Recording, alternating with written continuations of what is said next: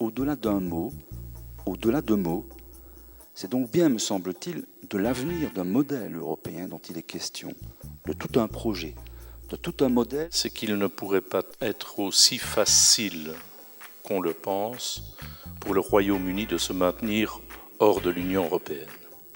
On lit partout, on parle un peu partout d'un Brexit dur. On va leur faire payer en quelque sorte. On va leur faire payer. Ah oui, mais ça c'est le sentiment. Alors, est-ce qu'il faut absolument leur faire payer dans tous les sens du terme? Est-ce que c'est une obligation? Il y a une montée de l'euroscepticisme de type populiste depuis déjà des décennies, et le Brexit n'est pas un épiphénomène, parce qu'il, bien entendu, il révèle de façon flagrante ce phénomène, mais n'est qu'un phénomène parmi d'autres. Donc c'est une sorte de variation, on va dire, d'un phénomène plus large. Donc quand on dit aux gens tous les jours « ça va bien, c'est grâce à moi, ministre », ça va bien grâce à moi, homme politique ou femme politique. Et quand ça va mal, on dit c'est la faute à l'Europe, voilà le résultat. Tout être humain veut avoir une vie en paix et une vie digne.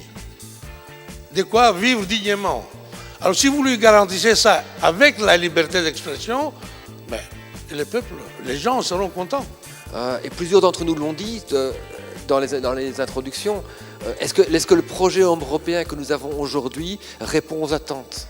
Moi, je rêve d'une Europe engagée socialement et éthiquement, mais aussi d'une Europe dégagée des chaînes qui l'empêchent d'être pleinement cette réalité porteuse d'espoir, de rêve, dont aujourd'hui les peuples ont soif.